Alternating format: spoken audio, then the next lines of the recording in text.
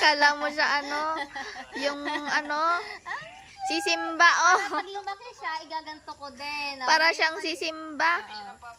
Oo, ngayong maliit siya, kaya ko pang kargahin. Pagka kakargahin ko ulit siya.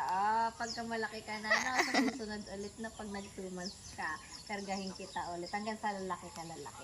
Palaki na. Dapat may alam yung birthday nila eh. Oo, yung maliit pa sana, no? Ang cute niya, tignan mo. Kit-kit nga niya. Mukha siyang teddy bear. Ang fluffy-fluffy niya.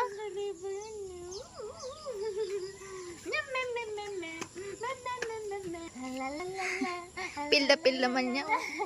Pil na pil naman niya. Pil na pil naman niya. Ay, sus. Ka-cute. Ka-cute.